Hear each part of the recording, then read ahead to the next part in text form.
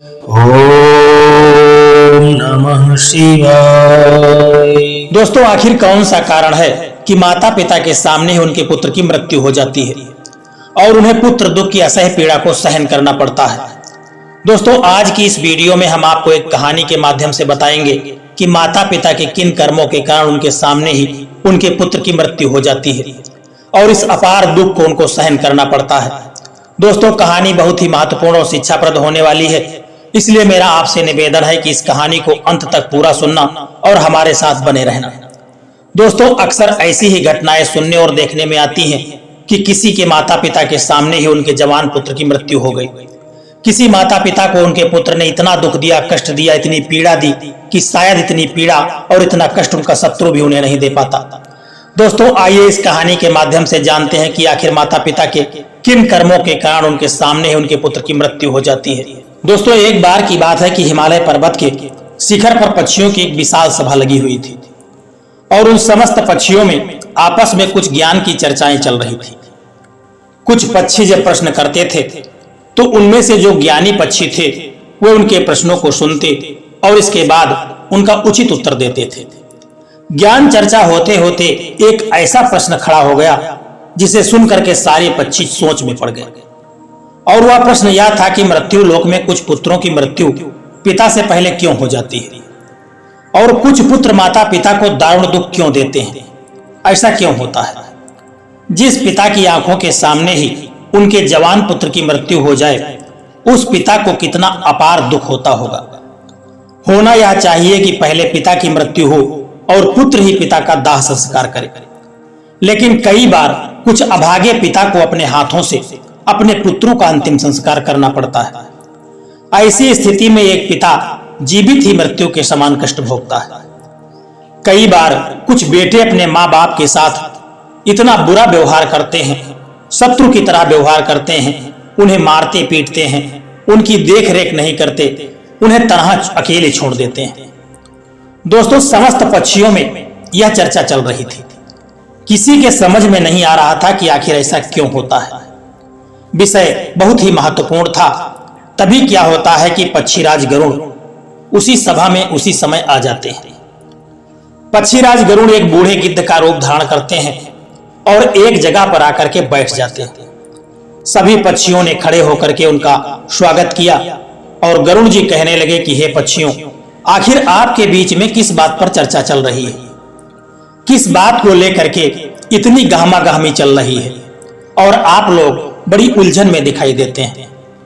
तब उनमें से एक पक्षी खड़ा होता है और कहता है कि हे गिद्ध महाराज, हम यह जानना चाहते हैं कि हमारे बीच में आज का जो संवाद है वह यह है कि पिता से पहले पुत्र की मृत्यु आखिर क्यों हो जाती है। उनकी बातों को सुनकर के पक्षीराज गरुड़ कहते हैं कि हे पक्षियों, सनातन धर्म शास्त्रों के अनुसार आपका यह जीवन पिछले जन्म पर आधारित होता है और यह भी जरूरी नहीं है कि पूरा जीवन ही पिछले जन्म पर आधारित हो, लेकिन पिछले जन्म का हमारा कुछ हिसाब किताब अगर बाकी रह जाता है तो हमें वह इस जन्म में पूरा करना पड़ता है। दोस्तों, पहले हमें यह समझना होगा कि हमारा कर्म ही हमारी गति को तय करता है, अर्थात आपके द्वारा किया गया कर्म ही आपके भविष्य को निर्धारित करता है। गरुड़ जी कहते हैं कि पक्षियों, कर्म भविष्य को निर्धारित करता है और कर्म चार प्रकार के होते हैं। पहला संचित कर्म और दूसरा प्रारब्ध कर्म और तीसरा आगामी कर्म और चौथा वर्तमान कर्म। इन चारों कर्मों का अलग अलग फल होता है। इनमें से जो संचित कर्म होते हैं वह हमारे अगले जन्म में हमारे साथ में रहते हैं और उन्हीं कर्मों का फल हमें कभी कभी दुख और सुख के रूप में भोगना पड़ता है। मृत्यु के बाद यह भौतिक शरीर जो है यह पूरी तरह से नष्ट हो जाता है, लेकिन जो सूक्ष्म शरीर होता है वह जन्म जन्मांतर तक आत्मा के साथ जुड़ करके रहता है और हमारे जितने भी सगी संबंधी होते हैं वे सभी किसी न किसी कारण से हमारे साथ आते हैं। कभी किसी जन्म में तो कभी किसी जन्म में वह हमारे कर्म के हिसाब से अपना हिसाब चुकता करने के लिए अलग अलग रूपों में आते रहते हैं। बूढ़े गिद्ध की बात को सुनकर के समस्त पक्षी कहने लगते हैं कि हे पक्षीराज, आपकी यह बात हमारी समझ से परे है, इसको थोड़ा और सरल भाषा में हमको विस्तार से बताइए। उनकी बातों को सुनकर के पक्षीराज गरुड़ कहते हैं कि हे पक्षियों, ध्यान से सुनिए, मैं तुम्हें एक अद्भुत और रहस्यमय कथा सुनाता हूं। इस कथा के माध्यम से आपको यह जवाब मिल जाएगा कि पुत्र की मृत्यु आखिर पिता से पहले क्यों हो जाती है। सभी पक्षी चुपचाप होकर के बैठ जाते हैं और पक्षीराज गरुड़ कथा सुनाना शुरू करते हैं। गरुड़ जी कहते हैं कि हे पक्षियों, एक गांव में एक किसान रहता था। उस किसान के परिवार में उसकी पत्नी और एक लड़का था। कुछ वर्षों के बाद किसान की पत्नी की मृत्यु हो जाती है। जिस समय किसान की पत्नी की मृत्यु हुई थी उस समय लड़के की उम्र मात्र 12 साल की थी। तब किसान ने अपनी दूसरी शादी कर ली। इसके बाद किसान की दूसरी पत्नी से भी एक पुत्र पैदा होता है। संयोग से किसान की दूसरी पत्नी की भी मृत्यु हो जाती है। तब किसान अपने दोनों बेटों के साथ अकेला रह जाता है। कुछ समय के बाद क्या होता है कि किसान का बेटा जब बड़ा होता है, जो पहले वाली पत्नी से पैदा हुआ था, जब वह विवाह के योग्य हो जाता है तो किसान ने बड़ी ही धूमधाम से अपने बेटे का विवाह किया। धीरे धीरे कुछ समय के बाद किसान बीमार पड़ गया। बीमारी के चलते उसकी ज्यादा हालत खराब हो गई और एक दिन क्या होता है कि उस किसान की भी मृत्यु हो जाती है। किसान का जो छोटा बेटा था, जो उसकी दूसरी पत्नी से पैदा हुआ था, वह अपने सौतेले भाई के साथ रहने लगता है। बड़ा भाई अपने छोटे भाई को बड़े प्रेम से रखता था। धीरे धीरे समय बीतता गया। एक दिन किसान का छोटा लड़का बीमार हो जाता है। तब उसकी हालत बहुत ज्यादा खराब रहने लगती है। बड़े भाई ने कुछ आसपास के वैद्यों से उसका इलाज करवाया, परंतु काफी इलाज करने के बाद भी उसको कोई राहत नहीं मिली। बूढ़ा गिद्ध कहता है कि पक्षियों, ध्यान से सुनना, बड़ी ही अद्भुत कहानी है कि किन कर्मों से पिता से पहले पुत्र की मृत्यु हो जाती है। जब बड़े भाई ने अपने छोटे भाई को कई वैद्य और हकीमों से उपचार कराया, परंतु उसकी हालत में किसी प्रकार का कोई सुधार नहीं हुआ, तो छोटे भाई की दिन प्रतिदिन तबीयत बिगड़ती जा रही थी। काफी धन भी उसके इलाज में खर्च हो चुका था। इलाज कराते कराते बड़ा भाई अब थक चुका था, निराश हो चुका था। एक दिन की बात है कि बड़े भाई ने अपनी पत्नी से सलाह किया कि यदि मेरा छोटा भाई जो सौतेली मां से पैदा हुआ है, अगर यह मर जाए तो हमें इसके इलाज के लिए पैसे खर्च नहीं करने पड़ेंगे और जायदाद में भी यह आधा हिस्सा हमको नहीं देना पड़ेगा। इसके हिस्से की जो सारी जमीन जायदाद है, यह सब कुछ हमारा हो जाएगा। यह घर हमें बंटवारा नहीं करना पड़ेगा। अपने भाई के जान से ज्यादा प्यारी उसके बड़े भाई को अपनी धन दौलत और भाई की धन दौलत लग रही थी। तभी तो कहते हैं कि न बाप बड़ा, न भैया, और सबसे बड़ा रुपया। पति का सुझाव उसकी पत्नी को बहुत अच्छा लगा। तब उसकी पत्नी कहती है कि अजी, ऐसे हम इसे मार भी तो नहीं सकते। यदि इसे मार दिया तो लोग समझेंगे कि हमने लालच में आकर के इसको मार दिया है। क्यों ना हम यह काम किसी वैद्य से मिल करके करें, जिससे हमें कोई अपयश भी न लगे। आप जाओ और किसी वैद्य को लालच दे करके उससे कहो कि इसे दवाई के बदले में जहर दे करके मार दे। इससे किसी को पता भी नहीं चल सकेगा और कोई रिश्तेदार या नातेदार या पास पड़ोस का कोई भी व्यक्ति हम पर शक भी नहीं करेगा। सब लोग कहेंगे कि यह बीमार था, इसलिए बीमारी से इसकी मृत्यु हो गई। बड़े भाई ने पत्नी की बात मान ली और मन में विचार करने लगा कि यदि किसी से बात की जाए तो हमारा काम बन जाएगा। फिर क्या था, बड़े भाई ने ऐसा ही किया। उसे एक कोई निकट का घनिष्ठ वैद्य मिल जाता है। वह वैद्य पैसे का बड़ा लालची था, लोभी था। वह पैसे से कुछ भी कर सकता था। जब बड़े भाई ने उस वैद्य से बात की कि मुझे मेरे भाई को जहर देकर के मरवाना है, वैद्य जी पहले तो आनाकानी करने लगे, लेकिन जब किसान के बड़े बेटे ने वैद्य जी को 1500 मुद्राओं का लालच दिया तो वैद्य जी यह काम करने के लिए तैयार हो गए। उसका छोटा भाई बीमार तो रहता ही था, वैद्य उसका उपचार करने के बहाने से उसे देखने के लिए आता है और उसका इलाज करने के बहाने उसे जहर देकर के चला जाता है। दोस्तों, जहर के प्रभाव से तत्काल ही उसकी मृत्यु हो जाती है। अपने छोटे भाई की मृत्यु पर वह दोनों पति पत्नी बहुत खुश मनाते हैं। सोचने लगे कि अब तो रास्ते का कांटा निकल गया, इसके हिस्से की सारी जमीन जायदाद पर अब हमारा अधिकार हो गया। वो दोनों बहुत प्रसन्न होते हैं। और याद रखना, जो खुशी दूसरों के दुख की बुनियाद पर होती है जो धन दूसरों की हिंसा करके कमाया जाता है, वह धन कभी आपको सुख नहीं दे सकता है। और जो लोग दुख दे करके सुख पाने की अभिलाषा करते हैं, उनके यहाँ एक दिन महाभयानक दुख आता है। बूढ़ा गिद्ध कहता है कि हे पक्षियों, इस प्रकार बड़े भाई ने अपने छोटे भाई को मार डाला और उसकी सारी धन संपत्ति पर अपना अधिकार जमा लिया।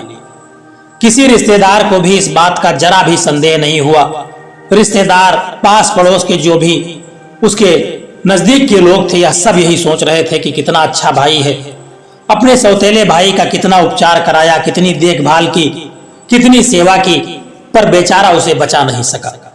क्या करता, रोग ही ऐसा साध्य था, बेचारे की मृत्यु हो गई। दुनिया वालों को क्या पता था कि वह मरा नहीं बल्कि उसे मारा गया है। बड़ा भाई पूरे विधि विधान से अपने छोटे भाई का अंतिम संस्कार भी कर देता है। धीरे धीरे समय निकलता चला जाता है।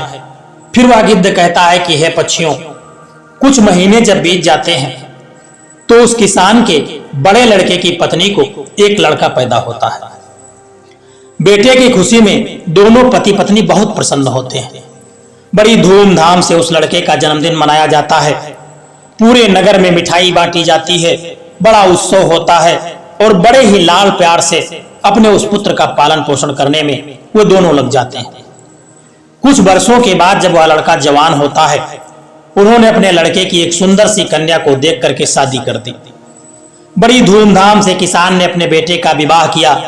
बेटे की शादी में बहुत सारा धन उसने खर्च किया।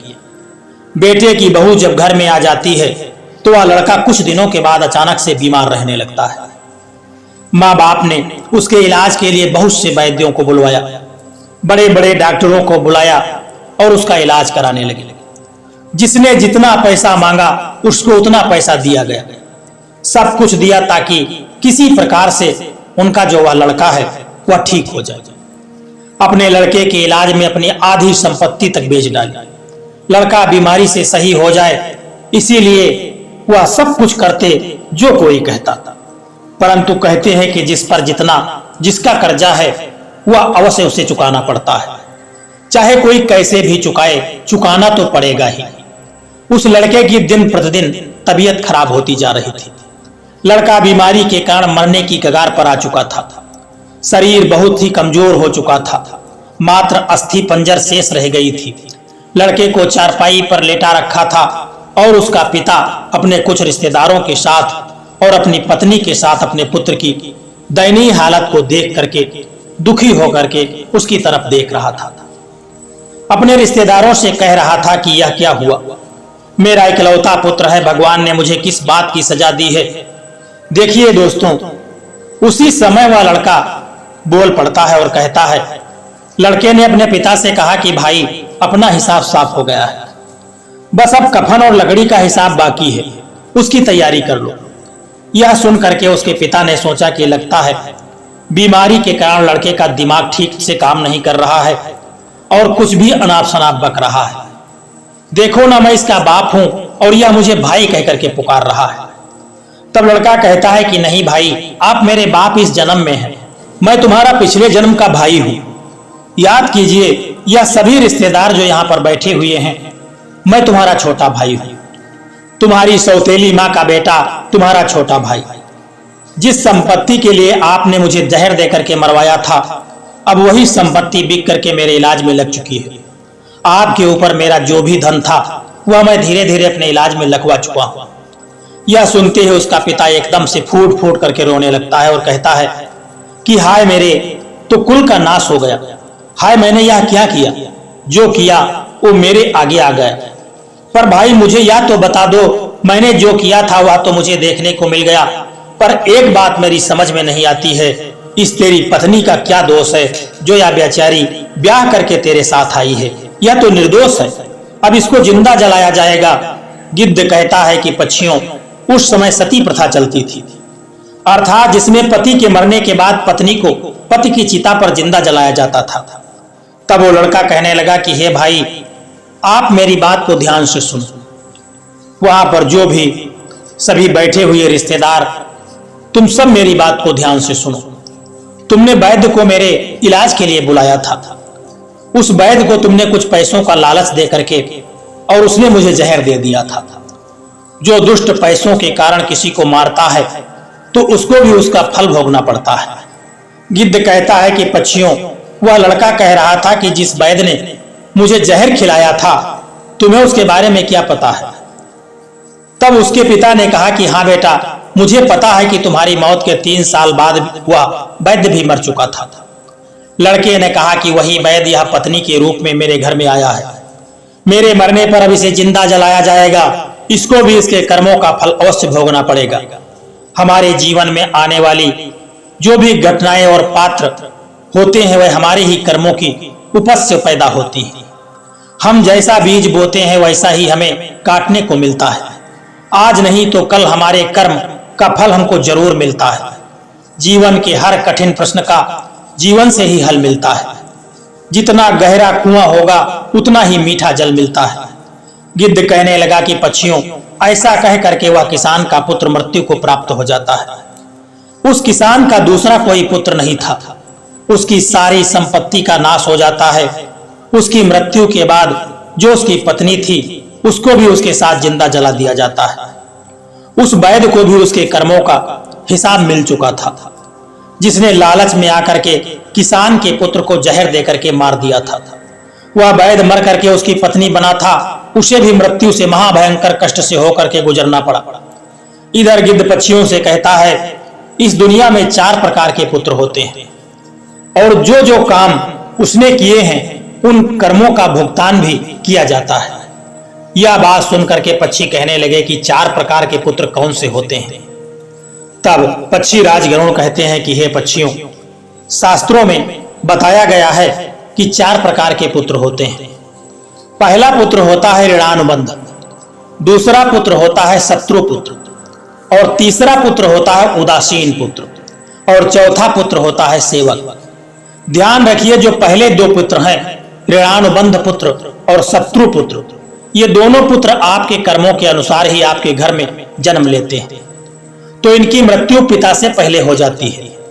अगर किसी पुत्र की मृत्यु पिता से पहले हो जाए तो समझ लेना कि वो ऋणानुबंध और शत्रु पुत्र पैदा हुआ है। धार्मिक मान्यताओं के अनुसार यदि आपने पूर्व जन्म में किसी को किसी भी प्रकार का दारुण दुख दिया है और वह व्यक्ति आपसे किसी भी तरह का बदला लेना चाहता है, लेकिन वो किसी कारणवश बदला नहीं ले पाया क्योंकि वो कमजोर था और वह इसी तरफ से तड़प तड़प कर मर जाता है, तो निश्चित मानिए कि वह व्यक्ति इस जन्म में आपका पुत्र बनकर के लौटेगा और फिर वह अपना बदला पूरा करके आपको अपने ही पुत्र की मृत्यु देखनी पड़ेगी।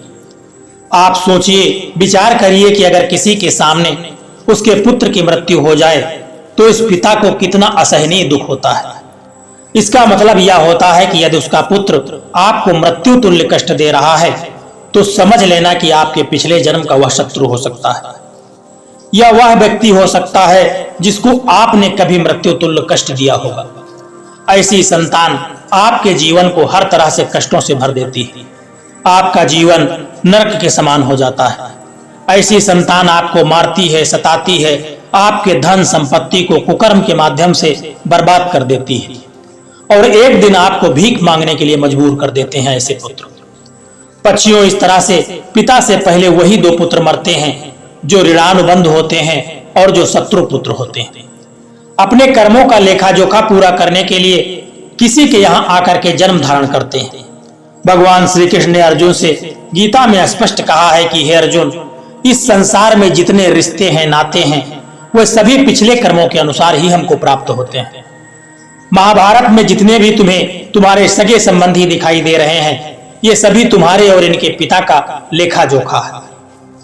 हे अर्जुन, तुम पूर्व जन्म में जब धर्म के पुत्र थे और मैं तुम्हारा बड़ा भाई था नारायण और तुम मेरे छोटे अनुज थे, उस समय तुमने इस दुर्योधन को पराजित किया था।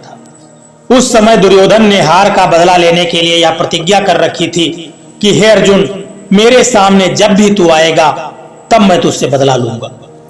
हे अर्जुन, प्राणी को अपने कर्म का फल भोगना पड़ता है। जिसका जिस पर कर्ज होता है वह उसको हजारों जन्म के बाद भी चुकाना पड़ता है। और यही बात भगवान श्री कृष्ण ने पितामह भीष्म से भी कही। दोस्तों, यह बात महाभारत काल की है। महाभारत का भीषण युद्ध समाप्त हो चुका था। विजेता पांडव सहित श्री कृष्ण पर सरसैया पर पड़े भीष्म पितामह का आशीर्वाद लेकर के लौटने लगे तो पितामह ने श्री कृष्ण को अपने पास बुलाया। कृष्ण पास आए तो पितामह भीष्म ने उनसे पूछा कि हे मधुसूदन, मैं अपने किस कर्म की वजह से नुकीले तीरों से बनी इस बाणों की सैया पर असह्य कष्ट भुगत रहा हूं। भगवान कृष्ण पितामह की बात को सुनकर के मुस्कुराते हुए पूछा, क्या आपको अपने पिछले जन्मों के कर्म याद हैं? पितामह कहने लगे कि पिछले 100 जन्म मुझे याद हैं और इनमें से मैंने कभी किसी का बुरा नहीं किया। श्री कृष्ण ने उनसे सहमति जताते हुए कहा कि यह सही है कि 100 जन्मों में आपने ऐसा कुछ नहीं किया। यह 101 जन्म की बात है। उस जन्म में आप एक युवराज थे। एक बार की बात है कि आप जंगल से होकर के निकल रहे थे। एक पेड़ के नीचे कुछ देर आराम करने के बाद आप चलने लगे तो आपके ऊपर एक करकैटा अर्थात कई पैरों वाला एक कीड़ा आपके घोड़े की गर्दन पर आकर के गिर गया। आपने अपने तीर से उसे उठा करके पीछे की ओर फेंक दिया और वह करकैटा पीछे बेर की कटेली टहनी पर पीठ के बल गिर पड़ा। बेर के कांटे उसकी पीठ में घुस गए। बेचारा करकैटा कांटों से निकलने की जितनी कोशिश करता, कांटे उसे उतना ही कष्ट देते। करकैटा उसी अवस्था में कई दिनों तक जीवित रहा, कष्ट भोगता रहा। उसकी तकलीफ आपके नाम दर्ज हो चुकी थी, लेकिन आपके पुण्य कर्म इतने प्रबल थे कि वह पाप फलित नहीं हो पा रहा था। इस बात को सुनकर के भगवान श्री कृष्ण से पितामह कहते हैं, फिर आज क्यों पितामह? इस सवाल पर श्री कृष्ण ने उन्हें बताया कि दुर्योधन की सभा में जब द्रौपदी का चीरहरण हो रहा था तब आप उसे बचाने में समर्थ थे। आप में वह क्षमता थी कि आप उसे बचा सकते थे। इसके बावजूद भी आपने दुर्योधन को रोकने की कोई कोशिश नहीं की। इससे आपका सारा पुण्य उसी समय क्षीण हो गया और 101वें जन्म से पहले इस पाप को फलित होने का मौका मिल गया। जब हम जन्म लेते हैं या फिर हम गर्भ काल में रहते हैं तब हम उस ईश्वर से यही प्रार्थना करते हैं कि इस पुनर्जन्म के बंधन से इस बार हमें मुक्त करो। इस बार हम जन्म लेने के उपरांत हम अच्छे कर्म करेंगे, लेकिन जन्म लेने के उपरांत हम उन बातों को भूल जाते हैं, मोह माया के बस में हो जाते हैं। कर्म के फल कभी न कभी मिलते ही हैं। इसलिए पृथ्वी पर निवास करने वाले प्रत्येक प्राणी व जीव जंतु को कर्मों का फल भोगना पड़ता है और कर्मों के अनुसार ही उसको जन्म लेना पड़ता है। किसी किसी प्राणी को नहीं सताना चाहिए, भले ही वह छोटा सा कीड़ा ही क्यों ना हो। इस संसार में 4 तरह के पुत्र बताए गए हैं, जो 2 तरह के पुत्र होते हैं, ऋणानुबंधु और शत्रु पुत्र, जिनके हम कर्जदार हैं। किसी का कर्जा हमने यदि खाया है या किसी के पैसे लिए हैं और वो पैसे वापस नहीं दिए हैं तो वह पैसे हमें चुकाने पड़ेंगे। यदि इसी जन्म में चुका दिया तो बहुत अच्छा, और यदि वह दूसरे जन्म में चला गया तो आपकी भी यही दारुण दुख झेलने को मिलेगा। वह पुत्र के रूप में जन्म लेगा या भाई के रूप में जन्म लेगा या आपके प्रिय किसी सगे संबंधी के रूप में जन्म लेगा, या फिर आप गधा बनेंगे या बैल बनेंगे या कुत्ता बनेंगे या किसी न किसी रूप में आप उन पैसों को चुकाएंगे। आपको कर्ज तो जरूर चुकाना पड़ेगा। यही शाश्वत विधान है, यही प्रकृति का नियम है। हर क्रिया की प्रतिक्रिया जरूर होती है। और जो दूसरे तरीके का पुत्र होता है, शत्रु पुत्र, वह भी उस आपसे बदला नहीं छोड़ेगा। आपके पास कोई गरीब रहता है, कोई कमजोर रहता है और आप ताकतवर हैं, उस पर आप अपने बल का प्रयोग कर रहे हैं, उसे मृत्यु के समान आप दुख दे रहे हैं, कष्ट दे रहे हैं, यातनाएं दे रहे हैं, पीड़ा पहुंचा रहे हैं, तो यह यातना उसकी आत्मा सहेगी। वो भी मौका मिलने पर आपको उतनी ही भयंकर यातनाएं देगा और उन यातनाओं से आपको आहत होना पड़ेगा। चाहे वह पुत्र के रूप में दे, पिता के रूप में दे या पत्नी के रूप में दे।